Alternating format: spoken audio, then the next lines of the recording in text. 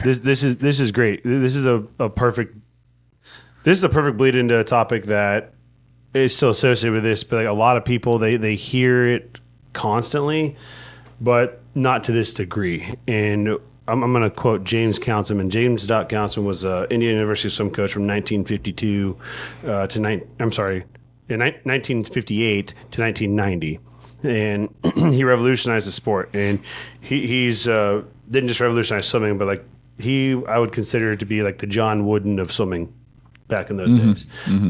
Six national R.I.P. championships in a row. Yeah. We know the principles of coaching. The art is knowing when to apply them. That's Doc's quote. So you guys just hit on a lot of pieces within the like application of coaching behaviors for positive self-talk, positive emotions. How do you utilize it in performance? I want to look at it the day-to-day. Specifically, I want to look at it as like I put it here, promoting and advocating athlete practices and cognitive reconstruction, which is just a blatant way of saying brain retraining, right? So That's what the military does. yeah. It is. So give me some examples, give the listeners some examples and or ideas of how do you train this? Like if you get an athlete that constantly has negative self-talk, or even it's positive self-talk, but it's too far at the other side to where it's just contentment when it need not be content. How do you, what are some practices that you guys implement or that you recommend implementing, or tell a story, if you will, without saying names, unless it's appropriate to say names, on this little bit? Because this is going to bleed into some other stuff. I think it's just about holding the athlete accountable. And like when they're starting to spiral into negative self-talk, like hopefully you've built the trust up to be able to hold them accountable. And then just trying to make small changes to that. Let's assume trust has not been fully built yet. Then you got to build trust. So listen to them. Listening. Okay, there we go. Now give me, both of you guys, if you want, let's start there. Yeah. Share with everyone how you build trust while also trying to apply this. How do they bleed into each other day to day? I don't know if they necessarily bleed into each other, because you have to build the trust first, and then you can start to make the change. If the individual trusts you, then you can start to make the change. So you don't think it's possible to start pushing the limits slightly? Let's say even after you've had them for a month. It might be quicker in some regards, right? Like you might be able to build trust almost instantaneously if you like ask them a specific question or something like that. Right. Like, hey, have you thought about doing it this way? And they're like, oh, this person's a residential expert in what they're talking about, and boom, you've instantly gained trust in that individual. Okay. But it always stems back from the trust perspective, and then you can start making the change. And just asking that one question is still giving them the opportunity to express themselves, and you're going to listen to what they have to say, but it might also give them the ability to think about it, and then through that build trust. Does that make sense? It makes complete sense. I get What you're asking, like you're thinking he's answering it and you're questioning it the same, like a different way, but it's the same thing. So like, for instance, you're saying pushing the limits. That is an opportunity of deciding as a coach when that right time is to say like, hey, trust yourself. You don't have to trust yourself and take a chance. They risk it. They do a good job. They now believe themselves, but now they also believe you. They've built more trust with you, right? At a certain point, they have to decide, am I going to listen to this guy or girl or whoever the hell is coaching you and do what they say? You have to build trust. Right. But there's a point, there's a choice made, and then you have to build wins of coaching trust. It's the same thing. All right. So now let's say we've established that trust. Yeah. Give us specifics as to specific practices that you've given your athletes when they start entering that hyper-somatic anxiety world or whatever. How do you get them to identify this is a bad place for me to be? I need to implement shutting everything off around me, breathing exercises, whatever. I'll try and make them go do something else. So like with reference like walking backwards on the treadmill, right? I'll try and make them go do something else. So it's like Pavlov's dog, right? Literally break their concentration. So like, because whatever it is they're focused on right now is bad. So like go and break their concentration and force them to think about something else or do something else that's might be like out of the norm or complicated for them. And then you can come in and start to like get them to focus back in on something that's good. So I guess, all right, I'll reframe the question. You're not present with their training session every time. Yeah. You've written practices to help them because you've already established. You've. I create habits for them. All right, so talk about that. Where I tell them like I don't create their habits. Yeah, I follow. But I ask them. So like one of the first initial questions that I talk to people about is like, what do you do to alleviate stress? What's your thing? Do you go for walks? Do you watch movies? What do you do? Right? Like, what is your safe place that you need that you can reset in the sense of distraction, right? Kyle's talking about in person at a comp, like right on, like you can't make them go get a cheeseburger at Wendy's or whatever the hell it is, right? You know what I mean? But what are their everyday practices is what you're trying to get at, right? And like, that's how you build that. So like for me, I go watch a movie that like it's nonfiction or it's fiction. It honestly doesn't even matter. I need something to take me away from where I'm at mentally. It's a distraction, right? Sure, yeah. And that's when I compete. Obviously, I can't do that at the event. But when you're at the event, you need to, again, you're building how to compete. It's the art. But when you go and you leave it, you need to leave. You need to leave your competition. Stop sitting there and sitting in the environment of the event. Yeah. Stop doing it. Just wears you out. Yeah, stop hanging out with everybody if you're trying to be competitive. If it's fun, just whatever. But like, if you're trying to be competitive, get your ass out of there. I go back to my hotel room or wherever I'm at and I watch a movie or I play video games. I do something that gets my mind outside of it, right? Because that's how you I distract. So some of my athletes, like I've used whatever their de-stressors are. Do they read? Do they take a walk? Do they like what do you do? Do you play a board game? Like, but creating habits daily. So for a lot of people, like I personally like.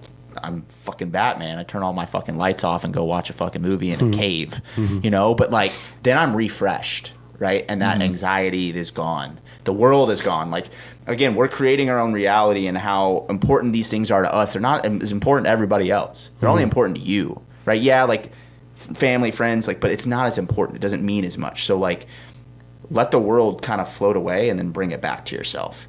You know, and that's the same way you can do that in competition. You just can't use your environment's different. So now, like, you have to start there. You have to start the daily habits, right? And then as we get to the competing part, as a coach, you have to understand how do I build off those habits? What works for their brain? What can I get them to kind of take a step away from? Because you can build off of that and be like, okay, when you're outside of this place, now you feel at peace and zen or calm or whatever you need to be in your baseline state to be able to compete at a high level. Then you start telling them, hey, start talking to yourself now. What do they say? What do you tell them? It depends. It depends. Okay. Like me, I'm gonna like you can either choose the negative or positive self-talk. What is gonna build you? Because just because something is viewed negative doesn't mean it is negative. Yes, there are words that our brain associates as like negative words make you sad or whatever. They don't make everybody sad. Every word means something different to everybody, right? So what are those words? What are those things you want to tell yourself? Like I've used words where like, don't be a fucking bitch all the time. But that builds me, that pushes me, that drives me, that makes me a stronger athlete. And I don't go back and like cry about like, I'm so mean to myself. No, right? Like I'm not, but okay. There's also, I've also been able to use the other way, like where it's positive, like, at one point, I needed to become a really good runner, and I did. I was able to run a 5K in 19 flat. Fast for a big dude. What I used, like, I would build running, and while I was running, I would talk to myself and be like, you're a good runner. Just repeatedly, over and over and over. And then I would say, you're a great runner. There we go. You are going to be better than everyone else. And I would just repeat whatever I wanted that was positive in my brain to keep telling myself what I'm doing, I'm becoming great at. Keep going. Like whatever those words were, it was repetitive over and over and over.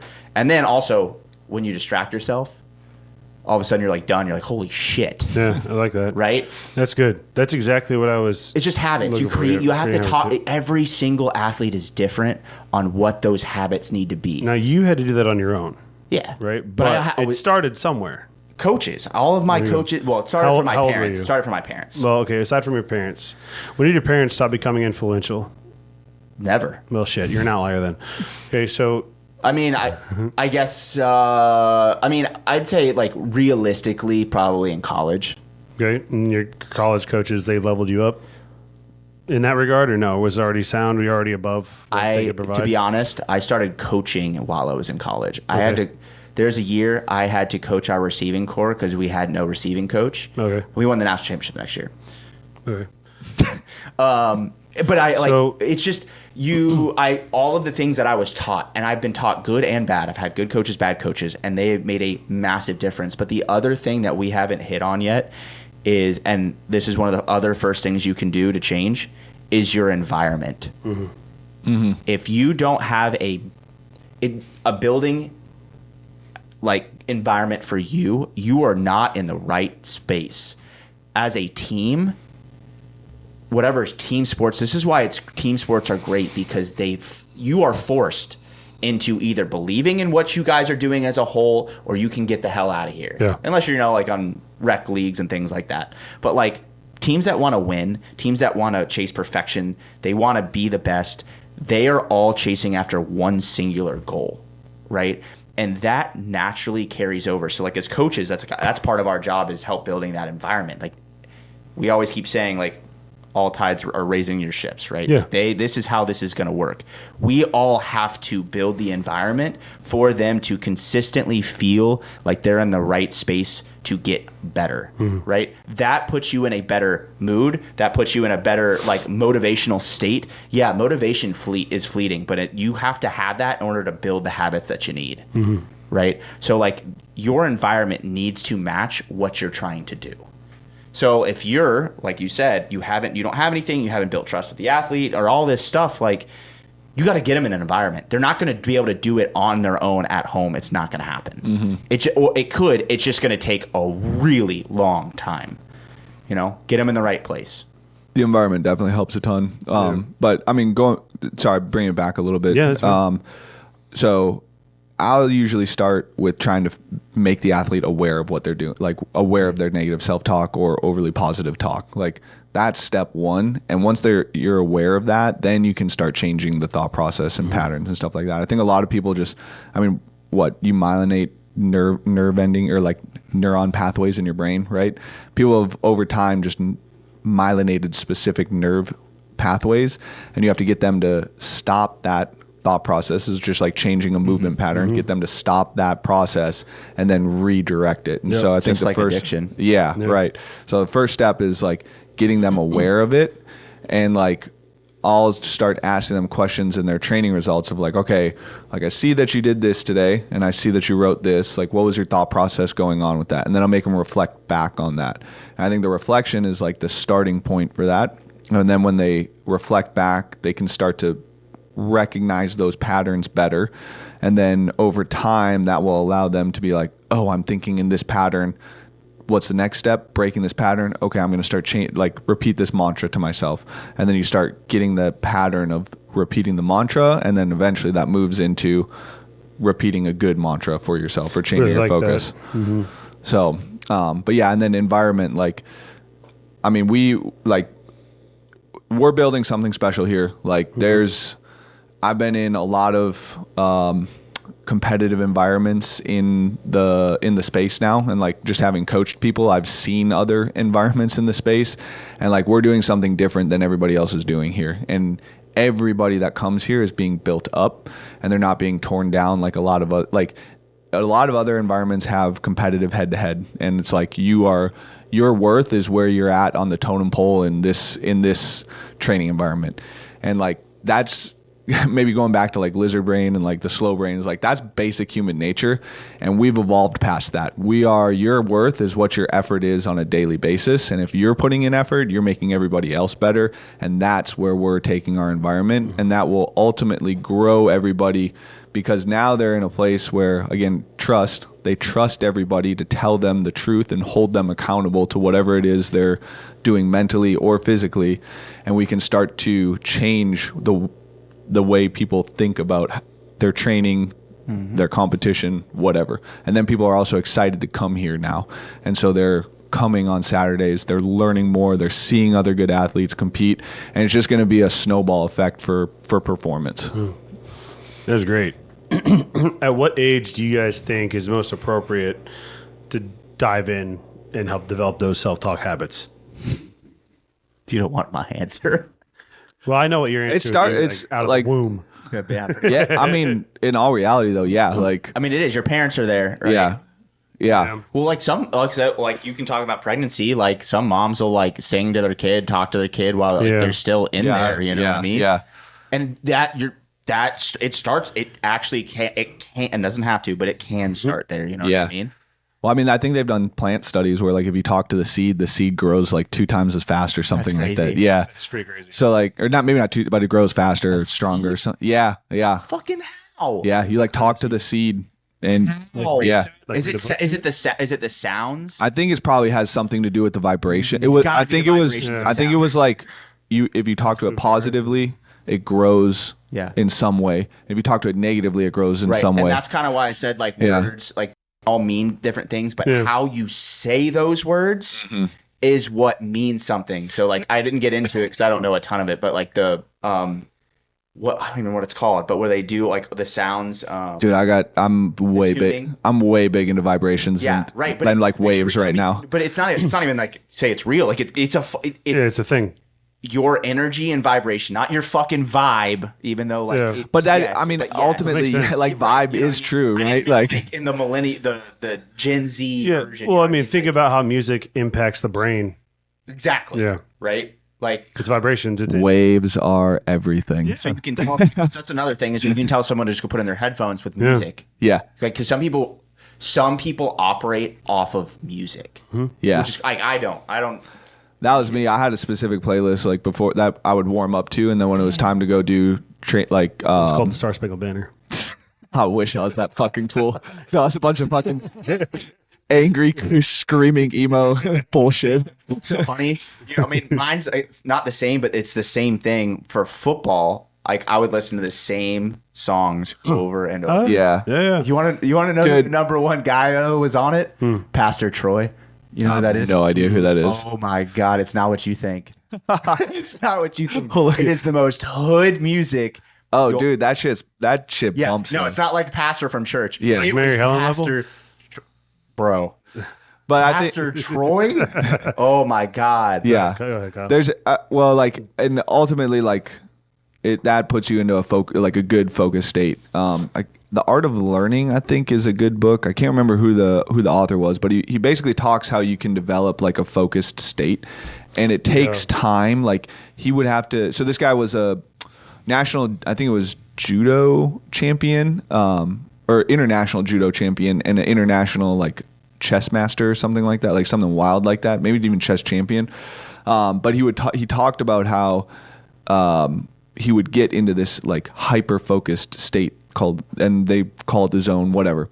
But it took him 60 plus minutes to be able to do that the first couple times, and then over time he would narrow it down more and more and more, and he'd find different things that would trigger himself to get into that zone faster. And What was he doing this for? Like judo, and chess. Yeah. And playing chess. I could easily see that. I did karate for a few years. Like it's a good way to teach you how to really understand your body. Right. And so he would I think they're not the same, but similar. Yeah, so I think he would start off like with meditation or something like that, and then he would start to develop a playlist, and then eventually he would just have to play the playlist for 15 minutes beforehand, and then eventually it got to the point where he just had to like think about something, and he was boom in the zone. Conditioned autonomous, right? Yeah. But Yeah. this is why, like, I think so. Structure is such an important structure and repetition, right? That's why like football, like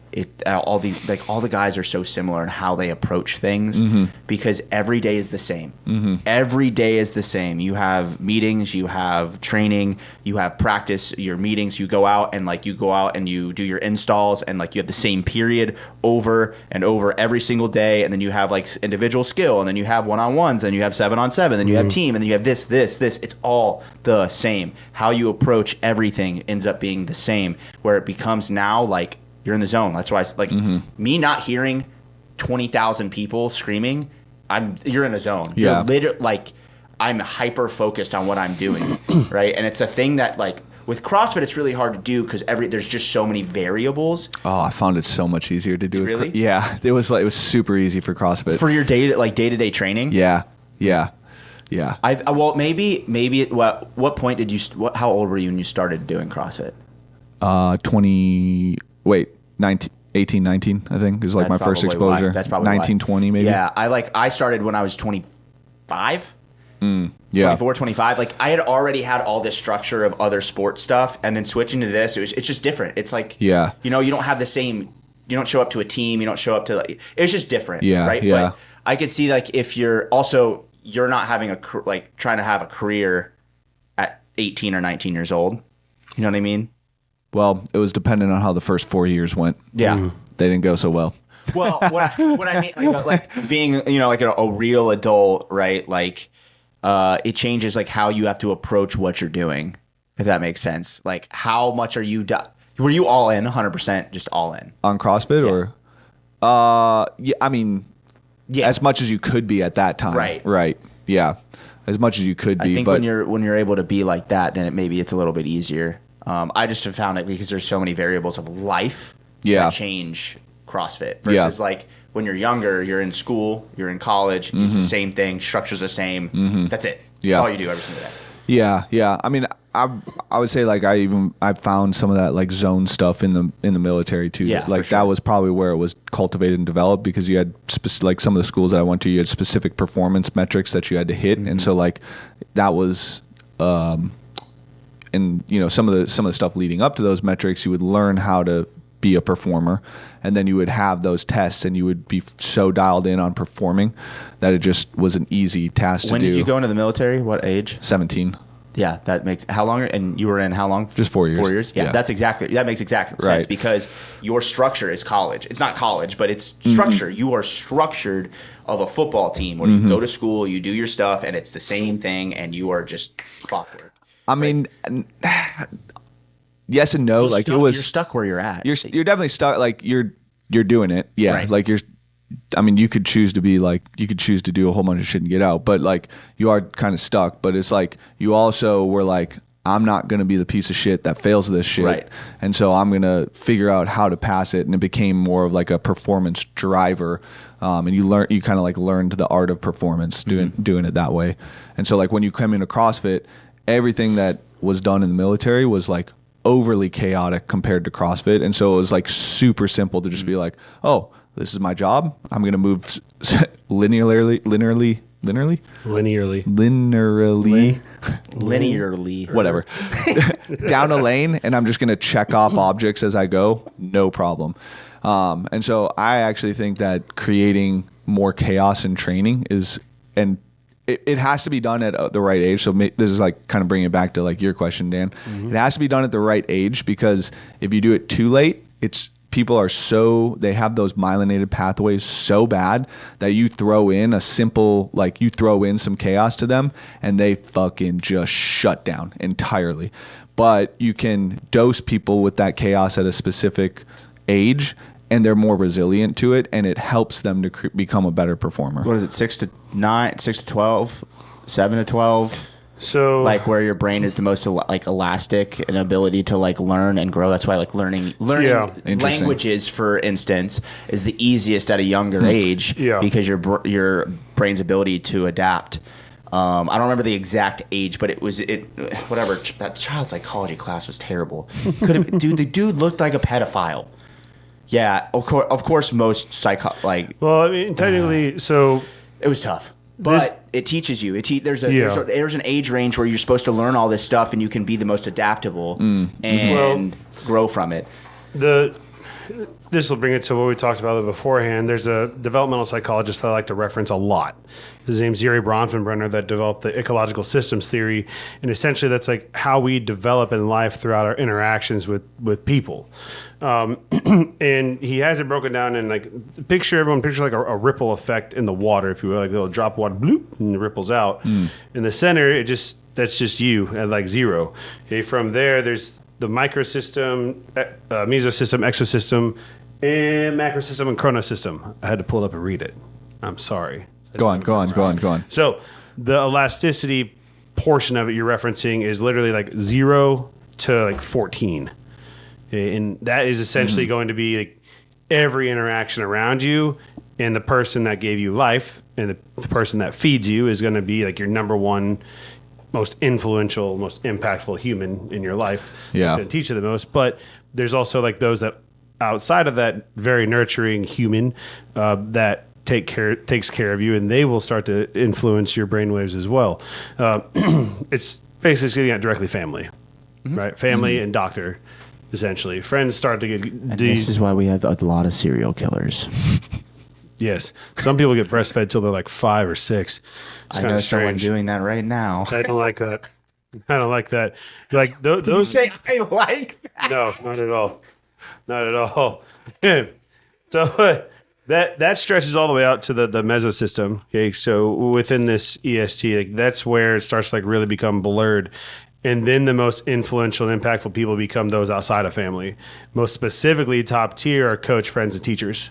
And church falls in there too if you're religious. But then that's where everyone hits like their quote unquote. I'm gonna bell curve everyone into their quote unquote rebellious phase, if you will, in life, like the emo nature. No, I didn't have it. You weren't allowed to.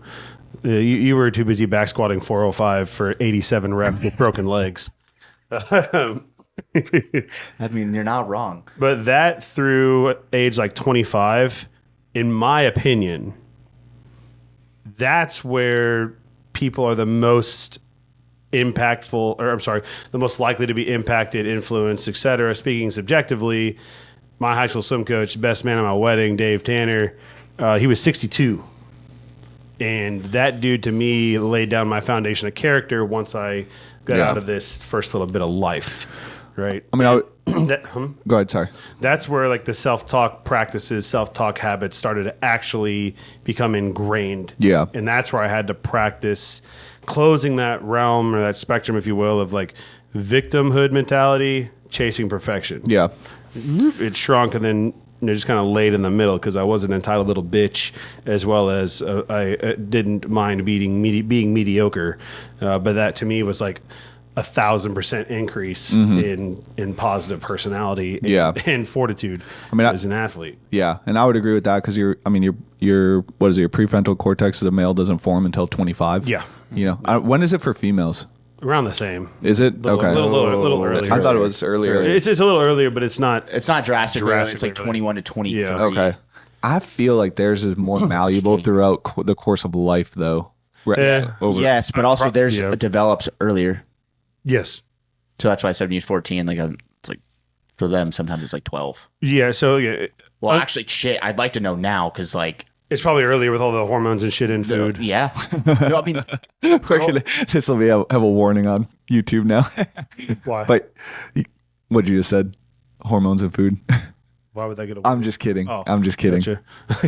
I mean, I believe it, but there are probably people out there that don't. It's fine. I mean, look, if like the flat earthers. Yes. If that little Crazy. bit upsets our population listening, then I'm not. I'm not. There's literal evidence of it. Yeah. And females having their periods like 5 years sooner now. So, But I don't mean to bore everyone with the talk of the EST. It's just, to me, is coaches need to understand that quite a bit, in my opinion, based on the papers and shit that I've written.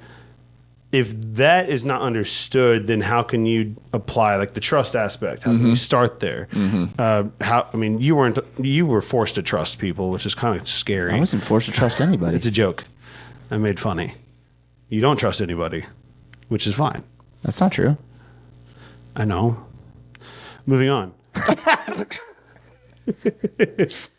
I logically and it's fairly do not trust 99.99999% of people because you shouldn't.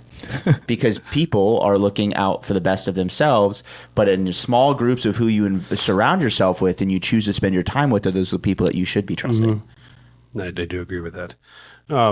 The EST stuff, all circles back into the whole malleability of the athlete brain and how coaching behaviors, depending on where they fall, greatly impacts their self-talk ability during training, during competition, helping develop those habits, develop the trust, as you said, as well.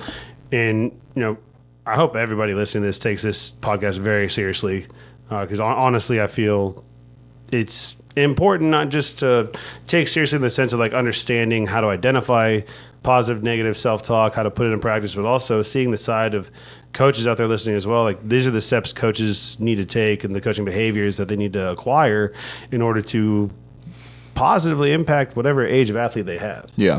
I mean, obviously, the older they get, the more difficult it is, but you just have to fight hard for the trust aspect more. I'll include Stella here real quick. I mean, Stella, I've known her to be with you since the beginning of time. So Which is not that long. I know, like what, 2 years? 2 years. Yeah. And aside from her, like growth physically as an athlete, there were a lot of times where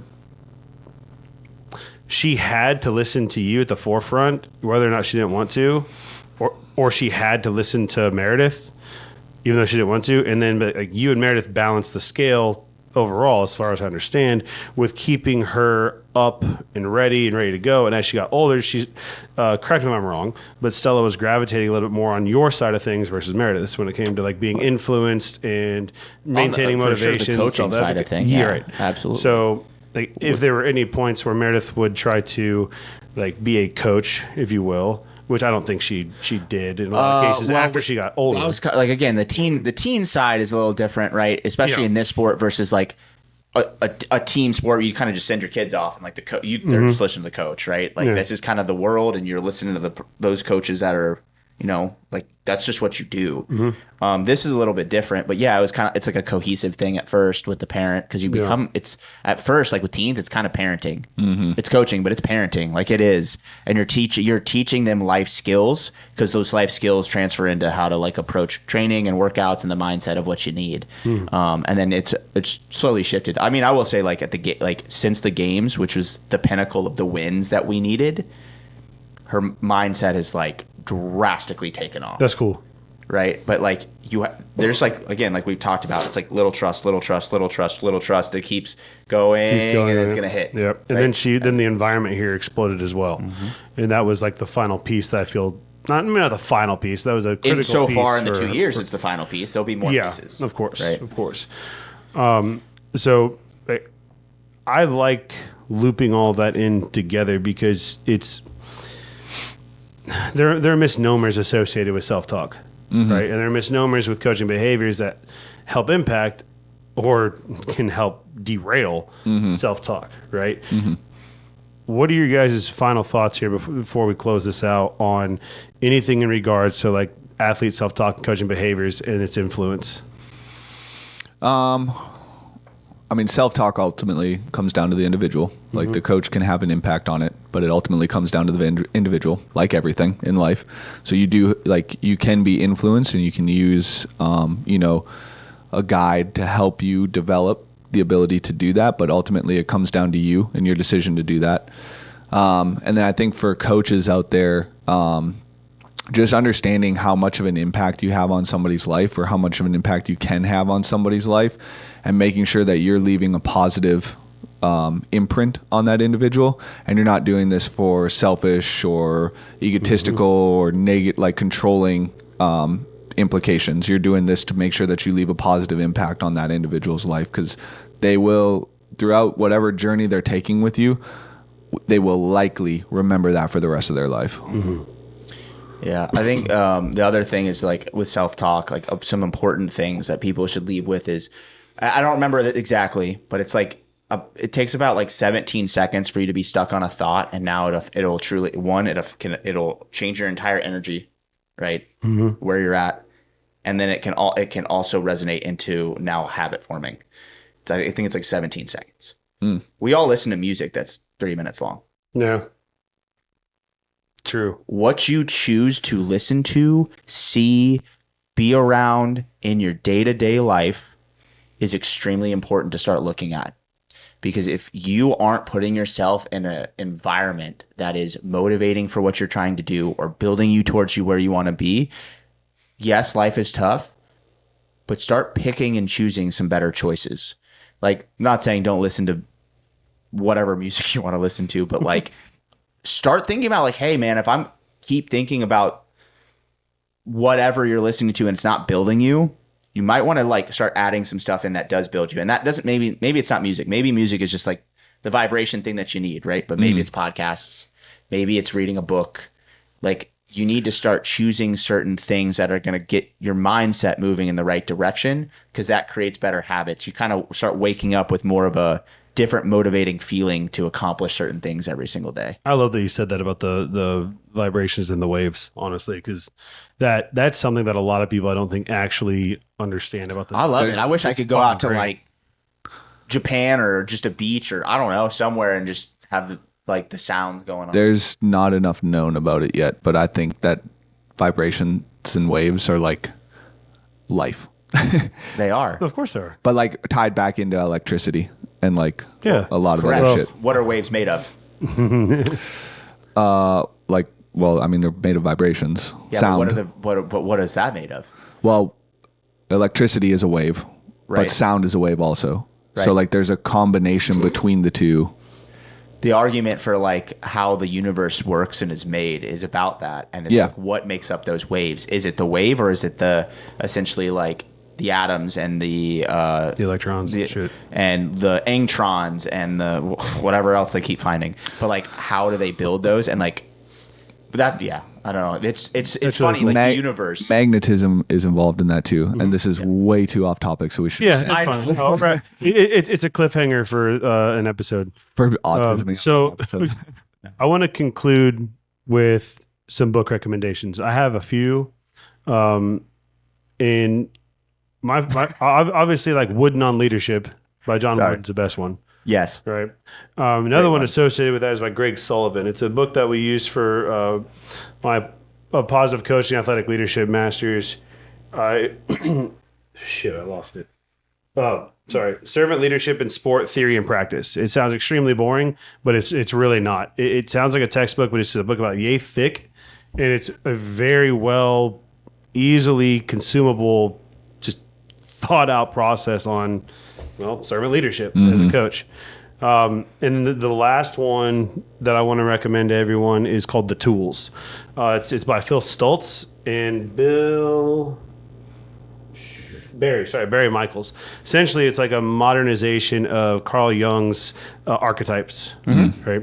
And if you don't want to listen or read to the tools, Jonah Hill has a documentary about his Phil Stultz. Phil Stultz is his psychiatrist, and they do. It's an extremely good documentary. It is. And it hits on every single tool in this, and how to the books hits on the tools and how to put them into practice, and the documentary shows it as Right. well, and it's all about Phil Stultz and his life and how he came up with this stuff. Strongly recommend that one for coach and athlete. Yeah. Honestly, so those are the top three for me for this topic. What do you guys have any? That we I mean, haven't hit on? I think I'm Pursuit of Excellence. Well, I named two others, I think, right? Yeah. I can't remember what they were. They're in there. People heard them. Yeah. They probably wrote them down. The Art of Learning, I think, is the other one that I referenced, and then I think there's another one that I can't remember right now. But Pursuit of Excellence is like that one will give you tools to be able to like change your mindset, if that makes sense. Absolutely. does. John Wooden, obviously, like anything, he helps build you kind of like to where you need to go. And everyone's going to hate, honestly, this next book, or it doesn't even have to be this specific book. But I will say this, and we didn't touch a lot on it because a lot of people across the world have their own feelings. But religious textbooks are important. Of course. And like for me, the Bible, right? But also like expanding into reading other religious texts. Yeah. They're very important in the sense of when you're here as an athlete, well, like this will always come back to you. I don't care who you are. What is the point of what you're doing?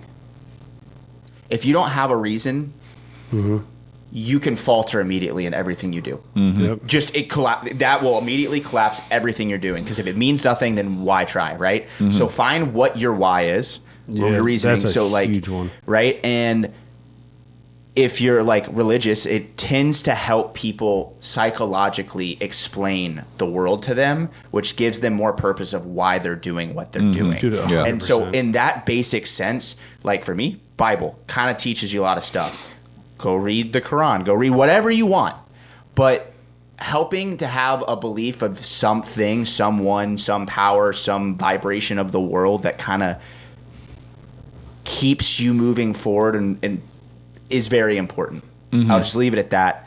And it kind of helps you make sense of why you're doing what you're doing, and you can rely on that every single day. I think that's a big point. And we don't have to ever really touch that much on it, but it is a major piece of the psyche. It is drastic. Yeah. That's why there's a million wars on it. So, Dude, so you know. I love that you said like the biblical text or whatnot, or religious text, because that reminded me of, I watched a video yesterday on the Lotus method, which is an Eastern practice of like, focusing on one particular thing. There's also so many to teach you different things. There's so many to teach you different. Maybe this can be a podcast for a different time. I know this is just recommendations. We're closing it out. Okay. Go ahead. That was all. Oh, okay. The Lotus method. Interesting how there was nothing about David Goggins. Weird. Take your feet, bitch. We're not talking to a bunch of high school kids to try to develop a farce. It's fine. Sweet. Well, thanks for listening, guys. Hopefully you had some takeaways from this one. It was a little bit longer, so if you're still here, thank you. And if you guys want to come hang out with us, we're going to be doing a free weekend of training, Bring a Friend weekend, January 10th and 11th. So looking forward to seeing anyone and everyone out here in January. Hell yeah. Cool. Peace.